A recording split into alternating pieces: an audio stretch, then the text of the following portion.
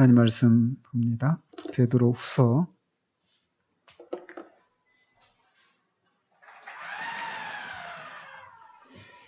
1장 8절, 9절, 5절부터 같이 읽도록 합니다. 베드로후서 1장 5절에서 9절까지 같이 읽겠습니다. 그러므로 너희가 더욱 힘써 너희 믿음의 덕의 지식을, 지식의 절제를, 절제의 인내를, 인내의 경건을, 경건의 형제의 우애를, 형제의 우애의 사랑을 더하라. 이런 것이 너희에게 있어 흡족한즉 너희로 우리 주 예수 그리스도를 알기에 게으르지 않고 열매 없는 자가 되지 않게 하려니와 이런 것이 없는 자는 맹인이라 멀리 보지 못하고 그의 옛죄가 깨끗하게 된 것을 잊었느니라.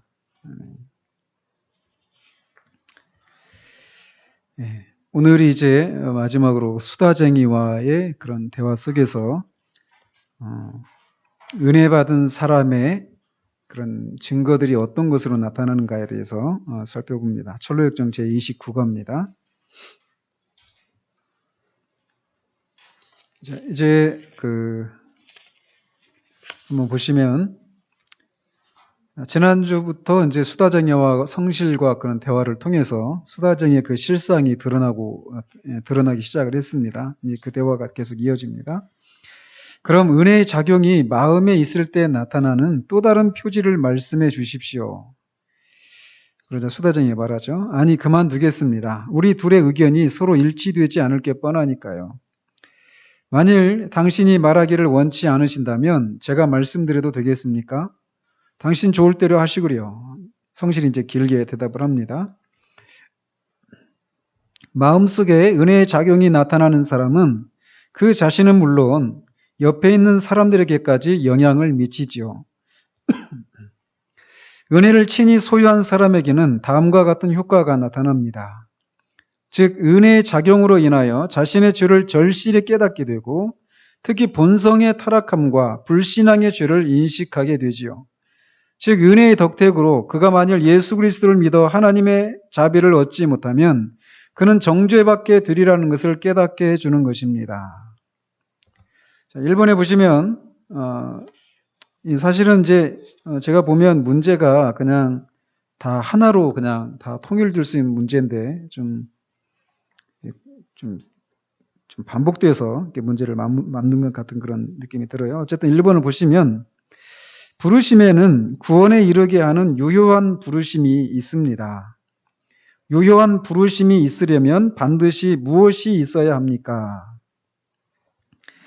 자, 우리가 로이 존스 교리 강좌를 이렇게 하면서 유효한 부르심에 대해서 봤죠. 또는 효과적인 부르심 이렇게 말을 하기도 합니다. 유효한 부르심을 또 소명이라고 하는 말로 바꿀 수도 있고요. 효과적인 부르심, 효과적인 소명, 유효한 부르심, 유효한 소명 이렇게 말할 수 있는데 이런 얘기잖아요. 똑같이 말씀을 듣는데 복음을 듣는데 그 말씀이 어떤 사람한테는 구원에 이르도록 성령께서 그 안에서 효과적으로 역사한단 말이죠. 이제 그런 것이 유효한 부르심이다 이렇게 말을 하는데 그런 것이 있기 위해서는 뭐가 필요하느냐 라는 거예요. 제가 이미 설명을 드린 거죠. 그러니까 어떤 게 필요하다는 거죠? 성령께서, 그죠? 성령께서 죄에 대해서 책망하고 질책하는 그런 역사가 있기 시작하는 것이죠. 성령의 그런 역사를 통해서 자신이 죄인이라고 하는 것을 깨닫게 되고 자신 안에 어떤 그런 하나님이 자신을 의롭다고 해줄 만한 그런 요소가 하나도 없다라고 하는 것을 이제 알게 된다라는 것입니다. 그리고 그렇기 때문에 하나님이 자신을 심판하신다라고 하는 그 심판을 받을 수밖에 없다라고 하는 것을 깨닫게 되는 것이죠. 그래서 이제 구원을 받고자 하는 그런 어떤 모습이 나타나기 시작하는 것입니다.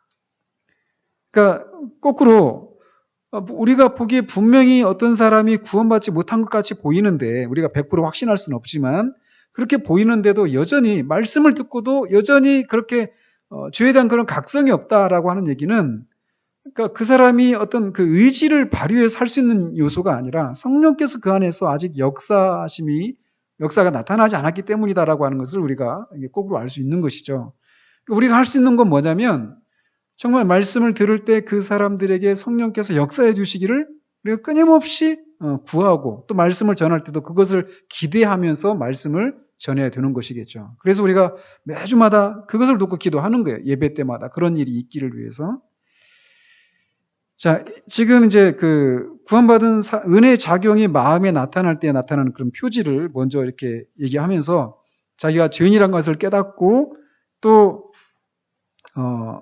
특히 이제 어떤 또 우리가 또 깨달을 게 뭐냐면 처음에는 우리가 어떤 구체적인 죄 하나하나 이런 죄를 범했구나 이렇게 시작을 합니다. 죄에 대한 그런 깨달음이. 그렇죠? 누구나 그렇잖아요. 내가 그것 때문에 오랜 동안 고민했던 사람이 있을 수도 있고 아니면 그것에 대해서 전혀 아무런 생각도 없이 앉아있는 사람이 있을 수도 있어요. 그런데 이제 어쨌든 성령께서 죄에 대해서 우리 안에 있는 그런 죄를 깨닫게 하실 때 시작은 어떻게 시작이 되느냐면 구체적인 한두 개의 어떤 죄를 가지고 시작이 됩니다. 그죠? 그러다가 이제 그게 그렇게 시작할 때 어떤 반응이 나타나느냐면 그 죄라고 하는 것을 깨닫게 됐을 때 그 죄로부터 벗어나려고 하는 이런 몸부림이 있게 되는 거죠. 그러나 결국 어디까지 가게 되느냐 하면 내 이 마음이 내 본성 자체가 완전히 타락했구나. 칼빈이 말한 것처럼 내 마음이 완전히 죄를 만들어내는 공장과 같구나. 이런 깨달음을 갖는 대로 가는 겁니다.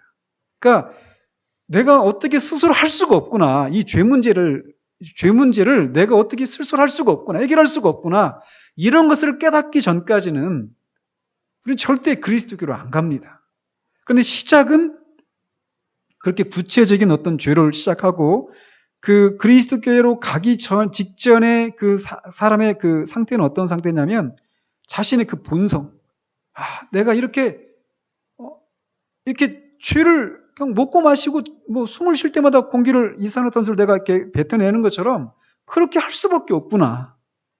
내 본성이 이렇게 부패해 있구나.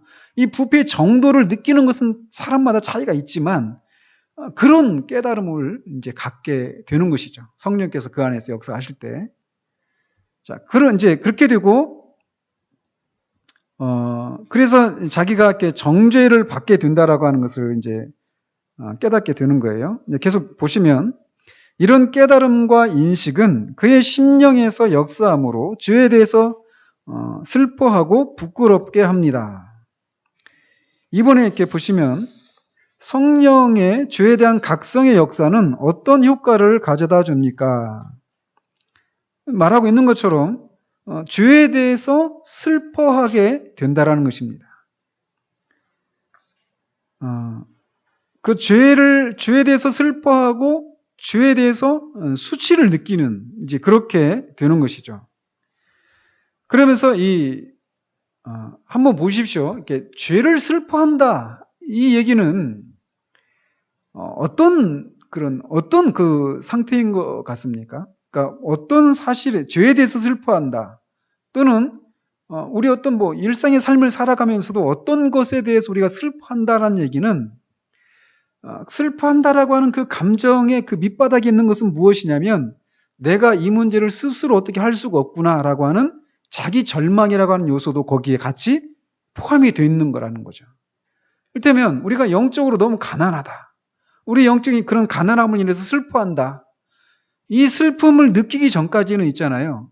절대 자신의 상태에 대해서 그런 그 영적으로 내가 가난하다라고 하는 것을 깨닫기 전까지는 우리는 그 가난함을 극복하기 위해서 어떤 노력을 하지 않게 됩니다.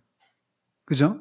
그러나 그 슬픔을 느끼게 될 때는 그 영적인 가난함을 깨닫게 됐을 때는 깨닫고 그것을 내가 어떻게 할 수 없다라고 하는 이런 슬픔을 느낀다라고 하는 것은 그런 상태에서 벗어나려고 하는 어떤 노력이 동반되는 거예요. 그래서 이 슬픔이라고 하는 요소, 그 밑바닥에 가보면 이 자기 절망이라고 하는 그런 요소들이 같이 있다라고 하는 것을 깨닫게 되는 것이죠. 그래서 죄를 슬퍼한다는 얘기는 내가 죄를 아무리 떨치려고 해도 떨칠 수가 없구나. 그러면서 그 로마서 7장에서, 물론 이제 그 로마서 7장의 그 탄식은 이미 구원받은 사람에게서 일어나는 그런 어떤 영적인 갈등이라고 우리가 일반적으로 이렇게 말해지는데, 어쨌든 그런 이렇게 내가 아무리 떨치려고 해도, 해결하려고 해도 안 되는구나 라고 하는 그런 인식에서 슬픔이라고 하는 요소들이 따라 나온다라는 것을 우리가 이제 알 수 있게 된다라는 것이죠. 아무튼 성령께서 우리 안에서 역사하실 때 그렇게 돼요. 자, 그러면서 이제 그게 끝이 아니죠. 이제 그건 이제 어떤 지점을 향해서 가기 위해서 이제 과정 가운데서 나타나는 것이고, 또 이제 계속 보시면, 더욱이 이로 인해 세상의 구주를 발견하게 하고 생명을 위해 그리스도에게 가까이 가는 것을 절대적으로 필요하게 합니다. 결국 여기까지 가야 되는 것이죠. 3번에 보시면, 죄에 대한 각성은 죄인으로 무엇을 찾게 만듭니까? 그러니까 죄를 깨닫는다라고 하는 것은 항상 어떤 것과 연결이 되어 있느냐면 하나님의 심판과 연결이 되어 있습니다. 그죠? 내가 죄인이라고 하는 것을 딱 깨달았을 때 다 바로 느끼는 것은 내가 하나님으로부터 심판을 받게 되는구나. 심판을 받아 마땅한 그런 죄인이구나. 이것을 깨닫게 된단 말이에요. 그렇기 때문에 그렇게 하나님의 심판을 인식하게 되기 때문에 하나님으로부터 죄 용서를 받고 하나님의 심판으로부터 피하고자 하는 그런 노력들이 이제 따라 나오게 되는 것이죠. 그러니까 이게 뭡니까? 하나님의 죄 용서를 받고 하나님 심판으로부터 벗어난다. 이걸 간단하게 뭐라고 말하죠? 구원이잖아요. 구원. 그죠? 그러니까 구원을 갈망하는 그런 모습이 나타나는 게 되는 것이에요. 구원을 이렇게 갈망하게 된다는 것이죠. 그때 이제 비로소 이 복음을 통해서 그리스도를 깨닫게 되는 것입니다. 즉 그리스도 안에 은혜가 마련되어 있다라고 하는 것을 알게 된다라는 것이에요. 그래서 죄에 대한 각성은 죄인으로 하여금 그 구원을 갈망하게 되고 결국 그리스도 안에 있는 그 은혜를 찾는 대로 나아가게 만드는 것이죠. 죄인은 그리스도를 절대적으로 필요로 하게 되고 그리스도에게 나아가고 그를 붙잡게 되는 것입니다. 이때 그리스도를 갈망하고 목말라하며 하나님의 약속이 이루어질 것을 갈망하게 되는 것입니다. 단지 중복되는 거죠. 4번에도 구원의 갈망은 무엇입니까? 결국 이 그리스도를 붙잡는다라고 하는 것은 자기 스스로 이 문제를 해결할 수 없다라고 하는 것을 말하는 것이죠. 그래서 자신의 행위로 혹은 율법을 지켜서 구원을 이룰 수 없음을 철저히 깨닫고 오직 하나님의 은혜로 자신이 받아들여지기를 구하는 것입니다. 그게 이제 구원의 갈망이다라고 말할 수 있는 거죠. 이때 그리스도 안에 하나님의 은혜가 있음을 깨닫고 그리스도를 붙잡는 것입니다. 뭐 2번, 4번까지를 한 문제로 이렇게 만들 수 있는 그런 문제이기도 합니다. 계속 보시면 이처럼 구주를 믿는 믿음의 강하고 약한 정도에 따라 그의 기쁨과 평화, 경건한 것을 사모하는 마음, 구주를 좀 더 알고자 하는 소망의 정도가 좌우되며 이 세상에서 주님께 봉사하고자 하는 열성이 좌우되는 것입니다. 그러나 마음의 은총을 간직하고 있는 사람이 자신의 말과 행동의 변화가 일어나는 것을 발견하기는 하면서도 그런 변화를 가져오는 원인이 곧 은혜에 의한 것임을 스스로 깨닫고 인식하는 경우는 극히 드뭅니다. 왜냐하면 그는 지금 부패된 상황에 처해 있고 이성의 잘못된 남용으로 인하여 그의 마음은 이러한 사실에 대해 그릇된 판단을 내리게 되기 때문입니다. 그러므로 이런 변화가 은총에 의한 것임을 확고하게 인식하기 위해서는 먼저 건전한 판단력이 요구되는 것입니다. 자, 이 말하고 있는 것처럼 이 구주를 믿는 그 믿음의 강하고 약한 정도에 따라서 사람마다 그런 강하고 어떤 그 약한 그런 정도의 차이가 있다는 말이죠. 그런 정도에 따라서 이 기쁨과 평화, 경건한 것을 사모하는 마음, 구주를 좀 더 알고자 하는 소망의 정도가 좌우된다라는 것입니다. 또 주님을 위한 그런 봉사에 있어서의 열성도 그것에 의해서 좌우된다라는 거예요. 그러니까 구주가 필요하다라고 하는 것을 인식하는 그런 정도. 근데 그러니까 그건 결국 어디로 이어지는 겁니까? 구주가 필요하다라고 하는 것을 인식하는 정도는 또 어떤 것을 깨닫는 정도에 따라서 이런 차이가 나는 것입니까? 죄에 대해서 내가 얼마나 심각한 죄인인가를 깨닫는 정도에 따라서 구주를 필요로 하는 정도도 좌우되고, 구주를 필요로 하는 정도가 기쁨과 평화, 어떤 경건함을 추구하는 것들, 주를 위한 봉사, 이런 것들을 추구하는 데 있어서도 그런 차이가 나타나는 것입니다. 그러니까 결국은 처음에 어디로 가느냐? 죄에 대한 그 깨달음의 이 정도에 따라서 그 사람의 그 후에 구원에 갈망하는 것들, 구원받은 이후에 그런 삶에 있어서도 그런 그 차이들이 나타나게 되는 것이죠. 그죠? 그러니까 이게 이제 한 개인에게서 일어나는 그런 현상이라면, 그러니까 이런 개인들이 모여서 그 시대의 어떤 영적인 흐름을 만드는 거잖아요. 그죠? 그런 측면에서 청교도들의 그런 책들을 보면 죄에 대한 얘기들이 굉장히 아주 심도 있게 다뤄진단 말이죠. 우리가 얼마나 심각한 죄인인가. 그냥 데이비드 브레이너드 지금 일기를 계속 올려놓고 있잖아요. 그 일기를 우리 시대 가운데 있는 사람들이 그 데이비드 브레이너드의 그 일기를 읽으면, 이 사람은 너무나 치우쳤다. 그러니까 영적으로 뭐 그렇게까지 예민하게 그렇게까지 하느냐 이렇게 생각할 수도 있어요. 그리고 막 굉장히 우울증에 걸린 사람이 아닌가.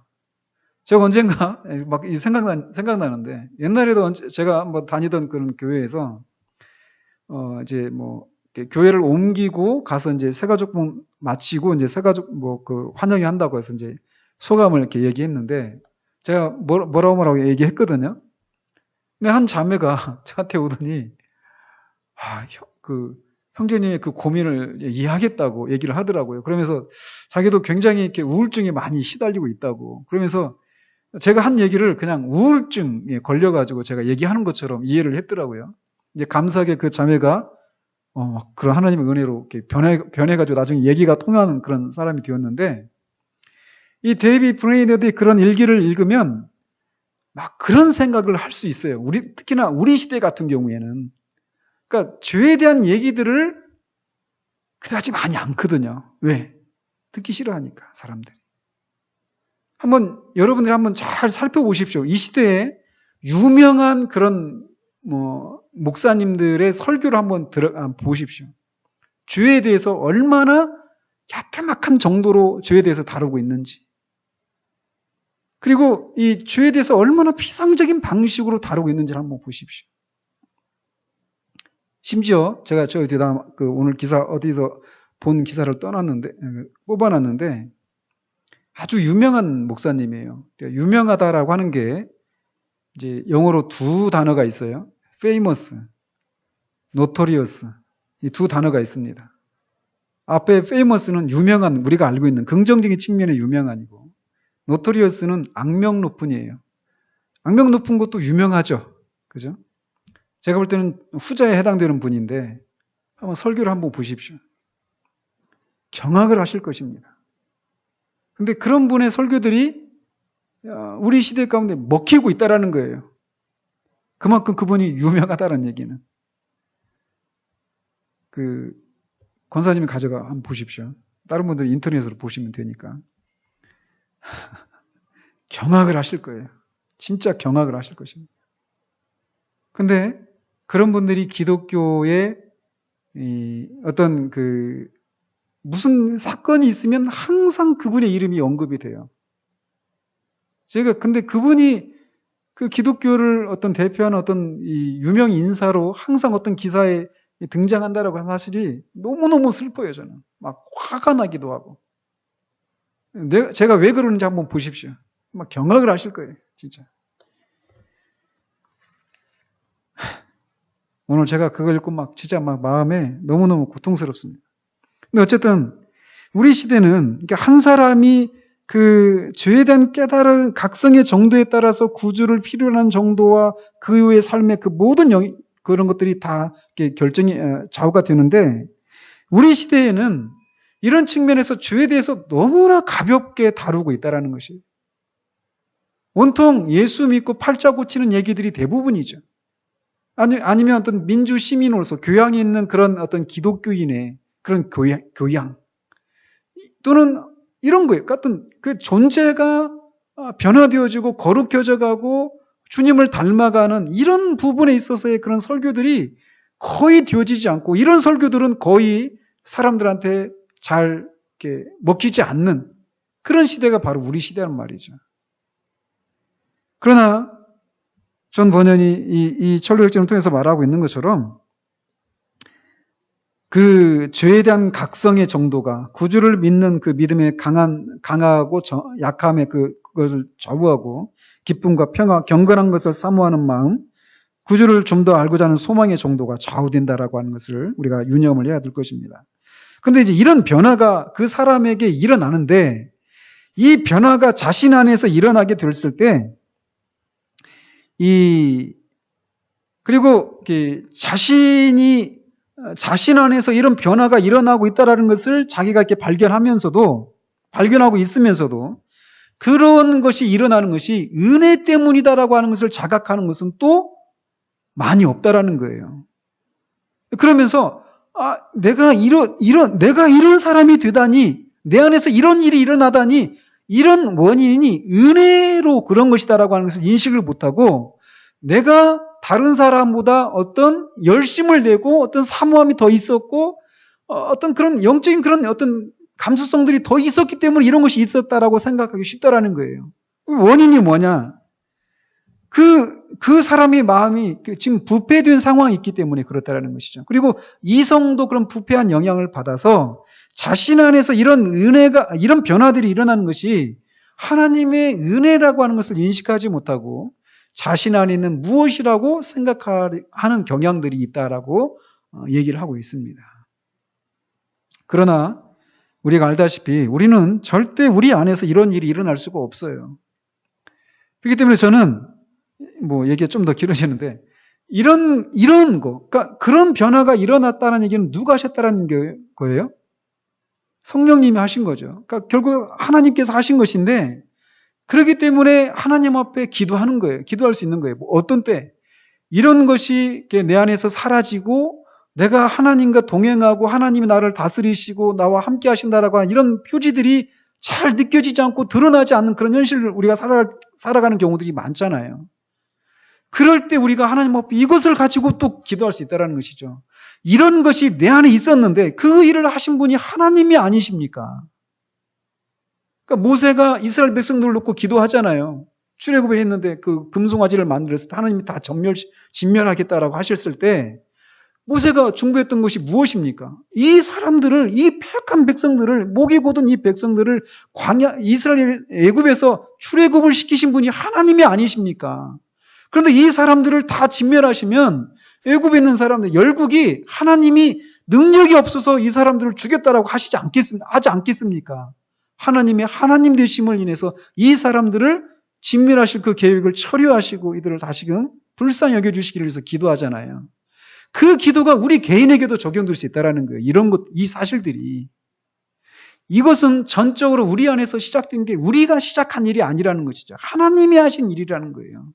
그러니까 하나님이 하신 일인데 그 일이 우리의 불순종으로 인해서 그것들이 좌절될 때 우리가 그냥 우리 자신 개인의 자격으로 좌절하는 것이 아니라 그 일을 시작하신 하나님이 우리의 그런 완악함과 불순종 때문에 하나님이 하려고 했던 일들이 실패했다 이렇게 된다라는 것이죠. 그러니까 우리의 삶을 통해서 하나님이 드러나는 하나님이 아니신 것을 인해서 하나님이 시작하신 이 일들을 하나님이 완성하셔야 되지 않겠습니까? 이렇게 기도할 수 있는 데까지 우리가 나가야 된다는 거예요. 그래서 이 사실을 아는 것은 이 신앙생활을 이어가는 데 있어서 끊임없이 우리가 붙들어야 될 그런 아주 중요한 그런 진리가 되는 것이죠. 특별히 우리가 더 권고하고 이 하나님의 그 구원의 은혜가 우리 가운데서 더 사라지는 것 같은 그런 때에 이 시작이 하나님이 시작하셨다. 하나님이 은혜로 시작이 되었다라고 하는 것을 우리가 상기하고 그것을 하나님 앞에 상기시키면서 하나님 앞에 기도하는 것은 큰 우리가 붙들 수 있는 아주 큰 중요한 근거가 되는 것입니다. 자, 그래서 이제 어떤 그런 건전한 판단력이 요구되는데 다음과 같다는 것이죠. 다음으로 옆에 있는 사람들에게 나타나는 은총의 효과는 다음과 같습니다. 이게 이제 그 사람에게 일어나는 것이고, 아까 위에서 말씀드렸죠. 이런 변화가 나타날 때 그 사람도 알 뿐만 아니라, 자기 자신도 알 뿐만 아니라 옆에 있는 사람들한테도 영향을 끼친다고 그랬잖아요. 그죠? 이제 그 내용을 말하는 거예요. 다음으로 옆에 있는 사람들에게 나타나는 은총의 효과는 다음과 같습니다. 그리스도에 대한 믿음을 체험적으로 고백함으로써 먼저 그런 일이 있다라는 것이죠. 5번에 보시면 그리스도에 대한 믿음을 체험적으로 고백하는 것은 어떤 것입니까? 결국 아까 말씀드린 것처럼 개인에게 일어나는 것은 뭐냐면 자기 내면에서 자기가 죄인이라는 것을 깨닫고 하나님의 심판 아래 있구나. 그리고 이 심판으로부터 벗어날 수 있는 길이 없구나. 오직 그리스도만이 나의 어떤 내 이 심판으로부터 벗어날 수 있는 유일한 근거가 되는구나. 그리스도의 그 구원의 은혜를 이제 깨닫게 되잖아요. 그렇게 되었을 때, 그 다음에 이어지는 것이 무엇이냐면, 그 그리스도의 십자가의 그 사역이 바로 자신을 위한 것이다라고 하는 것을 이제 깨닫고 그것을 고백하는 일이 일어나는 것이죠. 그죠? 그러니까 이제 이게 그러니까 그 전까지는 자기 자신에 의해서 일어나는 것이라면 이것이 이제, 결국 그리스도가 바로 그런 자신을 위해서 그 일들을 하셨구나라고 하는 것을 깨닫고 그것을 이제 고백하게 되는 것이죠. 체험적으로 말이에요. 그래서 그 그리스도에 대한 그런 감사, 그 구원의 은혜에 대한 그런 감사의 눈물이 이제 있겠죠. 그런 게.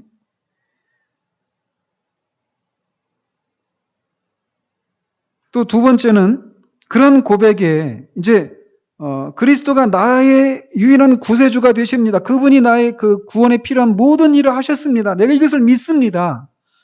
정말 그리스도만이 나의 유일한 구세주이십니다. 이것을 고백하게 되고 또 이어서 그런 고백에 실제로 부합하는 삶을 삶으로써 이제 그런 것이 나타난다는 거예요. 어떤 것이냐? 그 고백에 부합하는 삶은 이런 거죠. 경건한 생활, 경건한 마음, 경건한 가정, 만약 그가 가정을 가지고 있다면 경건한 일상생활의 대화 등을 통해서 그런 고백에 부합하는 삶이 나타난다라는 것이죠. 그냥 우리가 이 세례를 받을 때, 세례를 줄 때 그냥 그걸 내가 죄인인 것을 믿느냐, 예수님이 그 죄인을 위해서 모든 일을 행하셨고 그분만이 당신의 유일한 구세주인 것을 믿습니까? 이렇게 하면서 이제 공개적으로 믿습니다라고 고백을 하잖아요. 근데 거기에서 끝나는 것이 아니라 실제 그 안에서 그런 그 변화들이 일어났다라면 반드시 삶을 통해서 나타난다는 거예요. 경건한 삶을 통해서. 그리고 일상의 삶의 자리 가운데서 이 가정이나 일상생활의 대화 등을 통해서 그런 것들이 나타난다는 것입니다. 그래서 자신의 모든 것을 경건하고 깨끗하게 하면 대개는 자신도 모르는 사이에 죄를 미워하게 되며 가정 내에서도 이러한 죄에 대한 혐오감 때문에 암암리에 죄를 멀리하게 되고 마침내 온 세상의 경건함을 증진시키되 위선자나 짓거리기 좋아하는 사람들처럼 단지 입으로만 하는 것이 아니라 하나님의 말씀이 지닌 능력에 의지하여 믿음과 사랑으로 순종하고 실천함으로써 이루어지는 것이죠. 6번에 보시면 죄를 미워하고 죄와 싸우는 것은 은혜의 증거를 살피는데 얼마나 중요한 것입니까? 이게 이제 은혜가 그 사람 안에 있다라고 하는 증거 중에 하나가 바로 이거란 말이죠. 죄를 미워하고 죄와 싸우는 거. 이거는 반드시 그 은혜를 받은 사람에게 나타나는 그런 표란 말이죠. 그렇기 때문에 이것을 살피는 것은 그 사람이 정말 은혜를 받았는가 안 받았는가를 알아보는 아주 중요한 시금석이 되기 때문에 이거는 너무나 중요한 요소가 될 수 있는 것이죠. 근데 오늘날 교회 안에서 이런 것들이 없단 말이죠. 이런 것들이. 그래서 그냥 적당히 교회를 이렇게 다니고 이제 성실하게 다니고 뭐 봉사도 하고 그러면 직분도 주고 그렇게 하면서 교회 이렇게 그냥 막 다니는 거죠. 그냥 습관적으로 말이에요. 교회를 수십 년 다녔지만 죄를 미워하고 죄와 싸우고 경건한 어떤 마음을 품고 경건한 생각들을 일상의 대화 가운데서 경건한 대화를 나누고 하는 이런 것들이 무엇인지를 모르고 그저 그런 것들을 나눠야 될 어떤 장소가 따로 제한되어 있는 것처럼 생각하는 이런 생각들이 많이 있죠. 그러나 그렇지 않다는 거죠. 내 존재가 그런 존재가 됐다라면 내가 가는 곳마다 관심사가 그것밖에 없는 것이죠. 그리고 그런 것들이 잘 나눠질 수 없는 그런 현실을 지내서 영혼이 막 눌리기도 하고 답답하고 이런 것이 막 생기는 것이죠. 그러면서 이제 이 시간을 쓰는 거나 사람을 만나는 거나 이런 것들이 다 변화가 일어나는 거예요. 그죠? 누가 시켜서 하는 게 아니라 영혼이 그렇게 변화가 일어나면 그런 것들이 자연스럽게 따라 나오는 것이 우리의 그런 본성을 따라서. 자, 또 7번에 보시면 결국 유효한 부르심의 효과는 무엇입니까? 결국 이 믿음과 사랑으로 하나님의 말씀에 지닌 능력에 순종한다라는 것이죠. 결국 유효한 부르심은 예수님을 받아들이고 그냥 그걸로 끝나는 것이 아니라 실제로 하나님의 계명에 순종하는 그런 어떤 모습으로 나타난다라는 것입니다. 그러니까 이 하나님의 계명, 그러니까 이게 있어요. 또 뭐냐면 우리 안에서 처음부터 하나님께서 우리가 감당할 수 없는 어떤 헌신을 요구하시지 않거든요. 이 헌신도 하나님께서 우리를 자꾸 그 헌신의 정도에 있어서 우리가 자라가는 거거든요. 그런 게. 근데 우리 안에서 이런 게 있습니다. 뭐냐면 나 그래도 내가 막 어떤 변화를 받고 이렇게 생활해 오다가 막 그 과거에 그 변화받기 전에 내 과거의 삶을 돌아보고 지금 현재의 삶을 돌아보면 완전히 상전벽해가 일어난 것 같이 완전 내가 어떻게 하다 내가 이런 사람이 되었지라고 생각할 정도로 아득한 옛날에 그 삶의 모습이 아득한 것처럼 느껴지는 그런 변화를 겪었다라고 생각하고 그렇게 감사하며 살아가는데 어느 순간 하나님께 또 돌아보면 내가 내 안에 아무런 변화가 일어나지 않은 것 같은 이런 생각을 갖게 되는 때가 있습니다. 그때 우리가 우리 마음에 혼란을 겪어요. 난 그래도 옛날에 비하면 막 그런 놀라운 변화가 일어난 것 같은데 또 어떤 측면에서 보면은 아무런 변화가 일어나지 않은 것 같은 그런 생각이 들 때가 있단 말이죠. 그런 때가 있죠. 근데 그거는 사실 아무런 변화가 일어나지 않아서 일어나는 생각이 아닙니다. 사실은 변화가 일어났어요. 그러나 하나님이 지금 우리한테 요구하시는 것은 옛날에 우리가 헌신했던 그런 정도에서 만족하시지 않는 거예요. 우리를 더 깊은 헌신으로 우리를 이끌어 가시기 위해서 내가 그래도 멀리 왔지 하고 딱 뒤를 돌아봤는데 옛날에는 아득하게 보였는데 지금 보면 또 그렇게 아득한 것 같지도 않고 오히려 앞으로 가야 될 길이 아득하게 보여지는 그런 데서 오는 마음의 이 어떤 낙심, 이 마음의 어떤 어려움들 이런 시간들을 지날 수 있단 말이죠. 그런데 그때는 하나님께서 우리를 새로운 어떤 그런 이전보다 더 높은 정도의 그런 헌신과 순종을 우리한테서 이끌어내시기 위해서 우리가 겪게 되는 영혼의 그런 곤고함들, 가난함들이라고 하는 것을 우리가 기억을 해야 됩니다. 그렇기 때문에 그때는 또 하나님 앞에 이제 여쭈어야 되죠. 하나님께서 이 순간에 이 상황 가운데서 나한테 뭘 요구하시는가. 그렇게 하면서 자꾸 우리가 가다가 아무것도 안 이루는 것 같은 이런 시기를 지나다가 또 거기에서 또 새로운 단계로 가고 이렇게 가는 거예요. 그래서 자꾸 우리가 성장해 가는 것이죠. 생명이 있다라고 하는 것의 증거는 이렇게 성장을 하는 거예요. 계속 헌신에 있어서도 말이에요. 자, 계속 보시면 자, 선생님, 제가 방금 은혜의 작용과 그 나타나는 효과에 대하여 간략하게 설명하였는데 혹시 이의가 있으시면 말씀해 주십시오. 만일 이의가 없으시다면 당신께 두 번째 질문을 하고 싶습니다만, 수다쟁이 이제 벌써 이제 골이 났습니다. 아니, 지금 난 반대할 입장이 아니라 단지 듣기만 하는 입장이 있으니 어서 두 번째 질문이나 해보시구려. 두 번째 질문은 이렇습니다. 은혜의 작용에 대한 내 설명 중에 첫 번째 것을 당신도 경험해 본 적이 있으십니까? 경험하지 않은 수다쟁이 입장에서는 철렁한 그런 질문이죠. 당신의 생활과 당신이 하는 말이 서로 잘 부합되고 있습니까? 혹시 당신의 종교는 행위와 진실 안에 서 있기보다는 말과 혀끝에만 존재하지는 않습니까? 제발 이 질문에 대해 당신이 내게 대답할 마음이 있다면 하늘에 계신 하나님께서 아멘이라고 인정해 주시는 것 이상으로 말씀하지 마시고 오로지 당신의 양심이 안에서 당신을 옳다고 하는 것 이외에는 말하지 말아 주십시오. 그러니까 양심에 거스르는 그런 말을 거스르는 말을 하지 말고 정직하게 얘기를 하라는 거죠. 왜냐하면 옳다 인정함을 받는 자는 자기를 칭찬하는 자가 아니요 오직 주께서 칭찬하시는 자니라고 말씀하고 있기 때문입니다. 뿐만 아니라 당신의 일상생활에는 이웃들이 당신은 거짓말을 하고 있다고 증명해 주는데 당신 혼자서만 이렇다 저렇다 장황하게 떠벌리는 것도 크나큰 죄악임을 명심해 주십시오. 자, 8번에 수다쟁이는 자기 자신을 어떻게 속이고 있습니까? 결국 그는 지금 자기 자신을 스스로 칭찬하는 거죠. 그죠? 그러니까 자기는 스스로 믿음이 있다라고 생각을 하는 것이에요.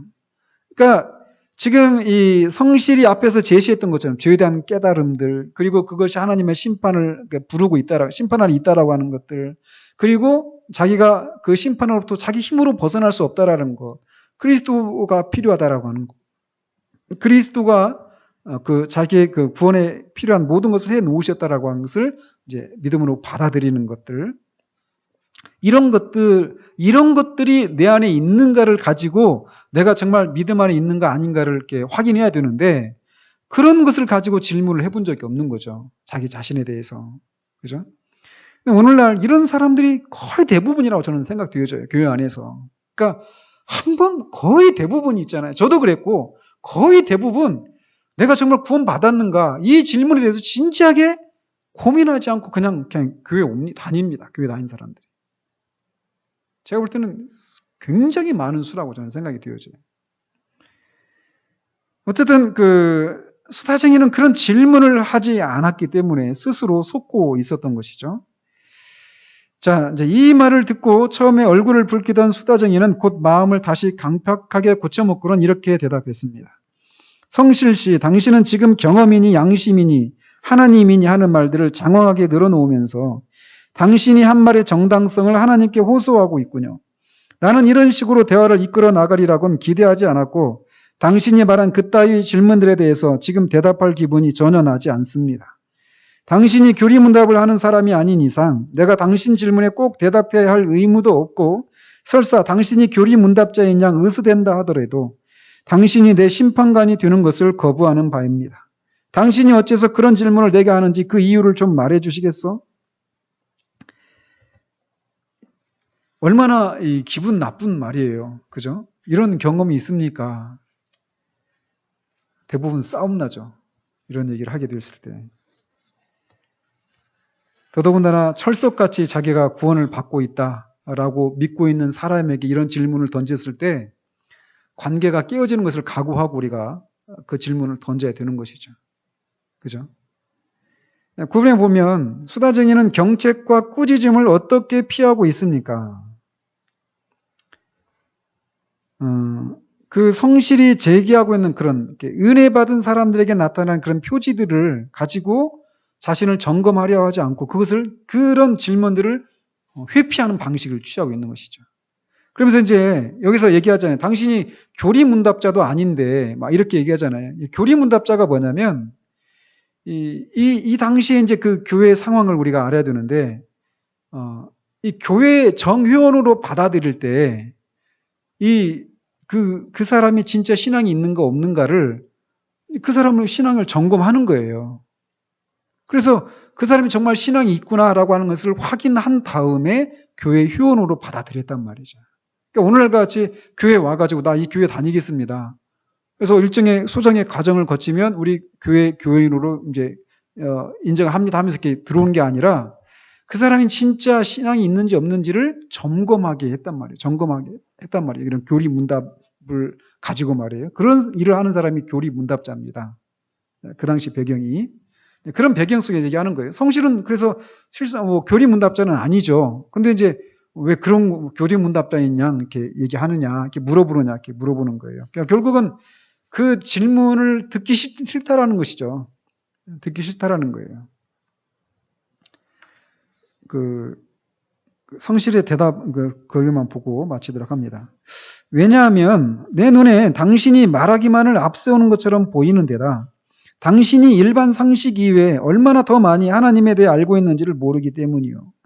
그뿐만 아니라 솔직히 말씀드린다면 당신의 종교는 단지 혀끝에서만 맴돌 뿐이고 말과 행동이 서로 일치하지 않는다는 소문을 여러 번 들었습니다. 그들의 말에 의하면 당신은 크리스천들 가운데 하나의 오점으로서 당신의 사악한 속임수에 넘어간 사람이 벌써 여럿이며 앞으로도 그로 인하여 멸망의 위기에 처할 사람들이 더 많아질 것이라고 하더군요.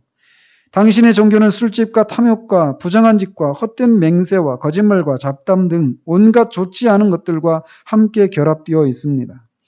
한 명의 창녀가 여성들 전체에서 수치가 된다는 속담이 있듯이 당신은 모든 성도들의 수치가 된다는 평판이거든요. 당신은 말하기 좋아하는 세상 사람들의 중상모략을 있는 그대로 받아들여 그처럼 성급하게 사람을 판단하는 것으로 미루어 나와 함께 이야기할 자격이 없는 사람이군요. 자, 그런 이만 헤어집시다. 잘 가시구려. 여기까지 이제 수다쟁이와의 그런 대화의 끝입니다. 10번에 보시면 수다쟁이와 같은 자들이 교회에 많으면 교회는 결국 어떤 평판을 얻게 됩니까? 결국 교회가 이제 좋은 평판을 받을 수가 없겠죠. 그죠? 오늘날 그래서 이제 교회에 뭐 개독교네, 이런 먹사네, 목내기, 막 저는 이런 단어들이 기독교 관련해서 어떤 뉴스가 뜨면 막 벌떼처럼 달려듭니다. 근데 그런 공격을 받는 사람들은 또 어떻게 생각하느냐면 이게 자신이 신앙을 가지고 있기 때문에 핍박을 받는 것이다라고 생각하는 거예요. 그러니까 그 세월호 사건과 그 구원파가 뭐 어느 정도나 관련이 있는지는 모르겠지만 언론이 막 그렇게 몰아가고 있잖아요. 구원파로만. 참 뭐 구원파가 이 유병헌 그 사람이 소유주니까 어떤 그런 이 책임이 뭐 전혀 없다고 할 수는 없겠죠. 그러나 이 사고가 난 다음에 이 책임은 또 별개잖아요. 그죠? 근데 그 후에 책임에 대해서는 거의 얘기하지 않고 앞에 온통 막 그 얘기만 하고 있거든요. 근데 어쨌든 뭐 그런 구원파 같은 사람들은 지금 이 상황을 어떻게 해석을 하고 있느냐면 자신이 신앙이 자신들이 핍박을 받고 있다라고 생각하거든요. 어느 부분 억울한 부분도 있을 수 있겠어요. 그러나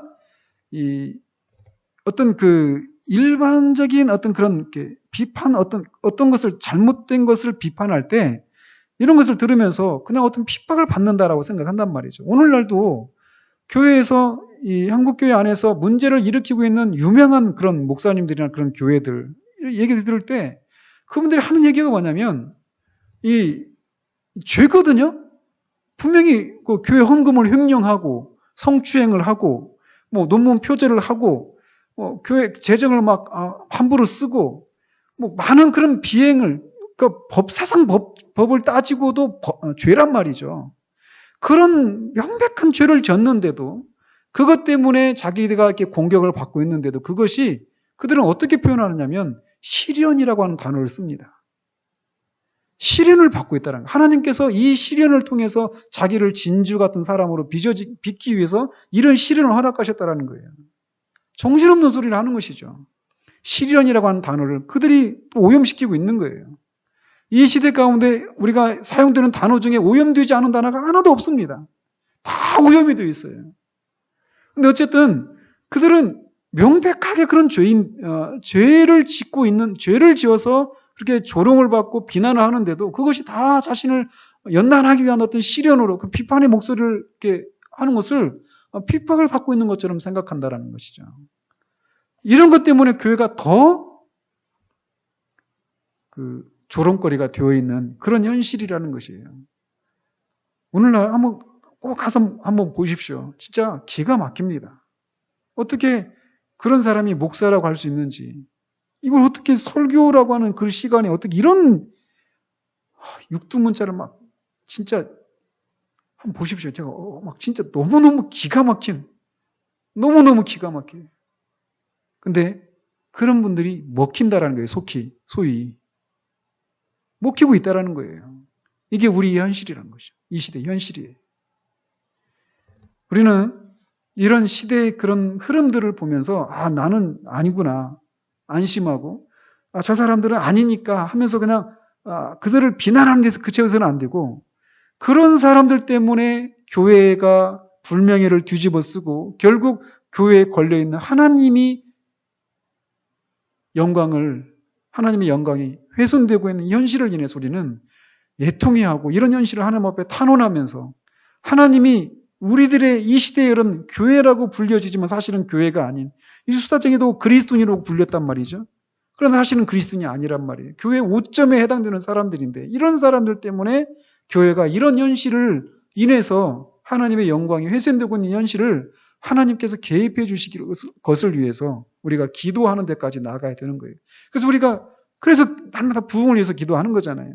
부흥이 임할 때 교회 안에서부터 이런 일들이 일어나는 거예요. 나중에 보면 수다장에 떠나잖아요. 그죠? 수다장이 이제 결국은 떠나고 이제 성실과 크리스찬의 대화를 나누는데, 그 부분은 다음 주에 이어서 하도록 하겠습니다. 자, 기도하겠습니다. 하나님 아버지, 우리가 성실과 수다쟁이와의 그런 대화를 통해서 한 사람의 마음에 성령께서 역사하셔서 유효적인 그런 은혜가 임했을 때 나타나는 그런 표지들에 대해서 우리가 살펴보았습니다. 하나님 아버지, 정말 이 수다쟁이로 대변되는 이 그리스도인 같지만 사실은 그리스도인이 아닌 이런 사람들이 우리가 살고 있는 이 시대 가운데 참으로 많은 것을 보게 됩니다. 한때 우리들도 그런 사람들이었던 것을 주님 앞에 고백을 드립니다. 하나님 아버지, 정말 우리가 살고 있는 이 시대를 잘 분별할 수 있는 우리가 되게 하시고, 교회가 정말 교회로서 드러나기 위하여서 정말 어떤 것들을 주의해야 되는지를 우리가 같은 생각을 품고, 우리 교회가 정말 이 모든 것이 어그러지고 굽어진 이 가난한 시대 가운데 정말 하나님의 그런 역사하심이, 성령의 역사하심이 나타나서 수다쟁이와 같은 사람들이 자신의 실상을 깨닫고 회개하고 주님께로 돌아오는 그런 일들이 혁혁하게 드러나는 그런 교회로 우리를 세워주시기를 원합니다. 우리 자신이 정말 구원받은 사람으로서 마땅히 나타나야 되는 일상의 삶 가운데 있는 그런 경건한 말과 행동과 그런 가정, 그런 모습들이 우리 가운데 또 나타나기를 우리가 힘쓰고, 그렇지 못한 우리들의 현실을 인하여서 하나님 앞에 탄원하며 하나님이 시작하신 일들을 정말 우리를 통해서 이루어 주시기를 위해서 기도하며 그렇게 하나님의 은혜를 구하는 데 나아가는 우리 되어줄 수 있도록 주님 도와주시기 원합니다. 예수 그리스도 이름으로 기도합니다. 아멘.